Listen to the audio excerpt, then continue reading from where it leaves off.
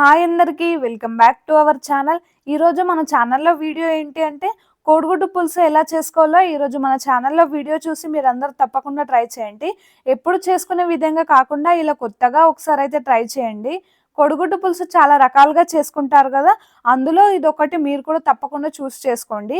ముందుగా కోడిగుడ్డు పులుసుకి కావాల్సిన పదార్థాలన్నీ ఇలా ఒక ప్లేట్లో అయితే తీసుకోవాలి. 4 లేదా 5 ఉల్లిగడ్డలు, ఒక 4 లేదా 5 పచ్చిమిరపకాయలు, ఒక టమాటా, కొంచెం చింతపండు అయితే తీసుకోవాలి. ముందుగా ఈ కోడిగుడ్డు పులుసు చేయడానికి ఇవన్నీ అయితే అవసరం ఉంటాయి. ముందుగా కోడిగుడ్లు అయితే ఉడికించుకోవాలి. ఇందులో కొంచెం మసాలాలు వేసుకుంటే చాలా బాగుంటుంది కదా, అందుకే ముందుగా మనం కొంచెం అయితే మిక్సీ జార్లో మిక్సీ పట్టుకోవాలి.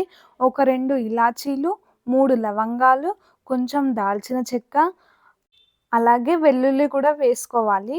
మెయిన్గా ఈ ఎగ్గు చారులో వెల్లుల్లి వేసుకుంటే చాలా టేస్టీగా ఉంటుంది. అలాగే కొంచెం అల్లం ముక్క అయితే వేసుకోవాలి. ఇవన్నీ వేసుకొని మిక్సీ జార్లో అయితే పట్టుకోవాలి. అలాగే ముందుగా మనం చిన్నగా కట్ చేసుకోవాలి ఉల్లిగడ్డలు అయితే. ఈ విధంగా టమాటాలు అలాగే పచ్చిమిరపకాయలు కట్ చేసుకోవాలి. ముందుగా మనం చింతపండు అయితే నానబెట్టుకోవాలి. ఒక 5 నిమిషాల ముందైతే చింతపండు నానబెట్టుకోవాలి. మనం ముందుగా కట్ చేసి పెట్టుకున్న టమాటా ముక్కలన్నీ మిక్సీ జార్లో వేసుకోవాలి. ఉల్లిగడ్డలు అయితే చాలా చిన్నగా కట్ చేసుకోవాలి. ఎందుకంటే మనకి ఇక్కడ చారు అయితే కోడిగుడ్ల చారు అయితే ఉల్లిగడ్డలు ఎక్కువగా వేసుకుంటే కొంచెం గ్రేవీగా ఉంటుంది కాబట్టి ఇలా చిన్నగా కట్ చేసుకొని పెట్టుకోవాలి. మనం ముందుగా ఉడికించుకున్న కోడిగుడ్లను అయితే ఇలా పొట్టు తీసుకొని ఇంకో ప్లేట్లో అయితే వేసుకోవాలి. ఇక్కడ మనము మిక్సీ జార్లో టమాటా ముక్కలు వేసుకున్నాం కదా, అది మిక్సీ పట్టుకొని పక్కన పెట్టుకోవాలి. ఈ విధంగా అయితే మిక్సీ పట్టుకోవాలి, మెత్తగా అయితే పట్టుకోవాలి, ఎందుకంటే మనం ఎగ్గు చారులో వేస్తాం కాబట్టి. అలాగే ముందుగా ఎగ్స్ పొట్టు తీసుకున్నాం కదా, ఇలా చాక్తో ఈ వీడియోలో చూపిస్తున్నట్టు మీరు కూడా పెట్టుకోవాలి. ఎందుకంటే చారు చేస్తున్నాం కాబట్టి ఎగ్గులన్నీ అందులో కలిసిపోతాయి. అలాగే ఇంకో గిన్నె పెట్టుకొని అందులో 2 చెంచాల వరకు అయితే ఆయిల్ అయితే వేసుకోవాలి. ఎందుకంటే మనం ఇక్కడ ఎగ్స్ పొట్టు తీసుకున్నాం కదా, అది కొంచెం లో ఫ్లేమ్లో పెట్టుకొని ఫ్రై చేసుకోవాలి. ఈ వీడియోలో ఎలా చేస్తున్నారో మీరు కూడా అలానే ట్రై చేయండి. ముందుగా ఒక 2 టేబుల్ స్పూన్ల ఆయిల్ అయితే వేసుకోవాలి. ఆ తర్వాత కొంచెం ఉప్పు అయితే వేసుకోవాలి. డైరెక్ట్ ఉప్పు వేసుకుంటున్నారని మాత్రం అస్సలు అనుకోవద్దు. ఈ ప్రాసెస్ మీరు వీడియో లాస్ట్ వరకు అయితే చూడండి. అలాగే కొంచెం కారం వేసుకోవాలి, కొంచెం పసుపు అయితే వేసుకోవాలి. ముందుగా మనం ఉడికించుకొని పక్కన పెట్టుకున్న కోడిగుడ్లు అయితే ఫ్రై చేసుకోవాలి. ఈ ఎగ్గు చారులో కోడిగుడ్లని ఇలా ఫ్రై చేసుకుంటే టేస్ట్ అనేది చాలా బాగుంటుంది. ఎక్కువసేపు అయితే కలుపుకోకూడదు, ఇలా రౌండ్గా తిప్పుతూ ఉండాలి. ఎందుకంటే మనం స్పూన్తో కలపాల్సిన అవసరం లేదు. ఇలా కొంచెం ఫ్రై చేసుకోవాలి. ఎగ్స్ అనేది ముందుగా ఎగ్గు చారు చేసే ముందు ఇలా ఎగ్స్ ఫ్రై చేసుకుంటే టేస్ట్ అనేది చాలా బాగుంటుంది. మీరు కూడా ఇలాగా ఒకసారి అయితే ట్రై చేసి చూడండి. మీరు చేసే ప్రాసెస్లో మీరు చేస్తారు, అలాగే ఇక్కడ ఈ వీడియోలో ఉన్న ప్రాసెస్ మీరు కూడా ట్రై చేయండి. అలాగే మన ఛానల్ని కొత్తగా చూస్తున్న వాళ్ళు వెంటనే మన ఛానల్ని సబ్స్క్రైబ్ చేయండి. మన ఛానల్లో వీడియోలు చాలా రకాలుగా ఉన్నాయి, మీరు అన్ని చూడండి. ఒకసారి చూసి మీరు కూడా ట్రై చేయండి. ముందుగా ఇక్కడ ఎక్కువసేపు అయితే ఫ్రై చేసుకోకూడదు. ఎగ్గులు అయితే చాలా సింపుల్గా ఇక్కడ ఒక 2 నిమిషాల పాటు అయితే చేసుకోవాలి. ఎందుకంటే మనం ఇవన్నీ చారులో వేసుకుంటాం కాబట్టి ఒక 2 నిమిషాలు ఫ్రై చేసుకుంటే సరిపోతుంది. అలాగే ఇప్పుడు మనం పోపు వేసుకోవాలి.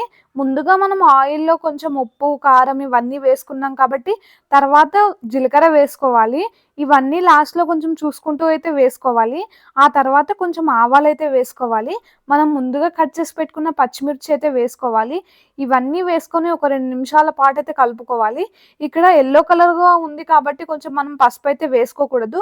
ముందే మనం పసుపు వేసుకున్నాం కాబట్టి చాలా తక్కువగా ఇష్టం ఉన్న వాళ్ళైతే వేసుకోవచ్చు. అలాగే చిన్నగా కట్ చేసి పెట్టుకున్న ఉల్లిగడ్డలు అయితే వేసుకోవాలి. స్టవ్ అనేది హై ఫ్లేమ్లో అయితే పెట్టుకోకూడదు, ఎందుకంటే మనం ఉల్లిగడ్డలు అయితే చాలా చిన్నగా కట్ చేసాం కాబట్టి తొందరలో మాడిపోతుంది. ఇక్కడ కొంచెం నెమ్మదిగా ఫ్రై చేస్తూ ఉండాలి, ఎప్పుడూ కలుపుతూనే ఉండాలి, ఎందుకంటే కింద మాడిపోతుంది కాబట్టి చాలా జాగ్రత్తగా అయితే వేసుకోవాలి. ముందుగా మనం మిక్సీ జార్లో వేసుకున్న పేస్ట్ అయితే ఇందులో అయితే వేసుకోవాలి. ఇవన్నీ వేసుకొని అయితే ఒకసారి అయితే కలుపుకోవాలి. ఇక్కడ ఎగ్గు చారు అయితే చాలా మంది చాలా రకాలుగా అయితే చేస్తారు. ఇలా ఒకసారి టమాటాలు వేసి అయితే మీరు కూడా ట్రై చేయండి. కొంచెం మీ టేస్ట్కి సరిపడా ఉప్పు అయితే వేసుకోవాలి. ముందుగా మనం ఉప్పు వేసుకున్నాం కాబట్టి ఇప్పుడు కూడా చూసి అయితే వేసుకోవాలి. మరీ ఎక్కువగా ఉప్పు అయితే వేసుకోకూడదు. కారం అయితే వేసుకోవాలి. 2 చెంచాలు లేదా 3 చెంచాల వరకు అయితే కారం వేసుకోవాలి. ఎందుకంటే పులుపు ఉంటుంది కాబట్టి చారు అయితే కారం అయితే ఎక్కువగా పడుతుంది. అలాగే మనం ఒక టమాటా కూడా వేసాం కాబట్టి కారం అయితే కొంచెం మంచిగానే పడుతుంది. ఇవన్నీ వేసాక ఒక 2 నిమిషాలు కలుపుకొని ఒక 2 నిమిషాలు మూత అయితే పెట్టుకోవాలి. ఆ తర్వాత మూత తీసిన తర్వాత కొంచెం ధనియాల పొడి అయితే వేసుకోవాలి.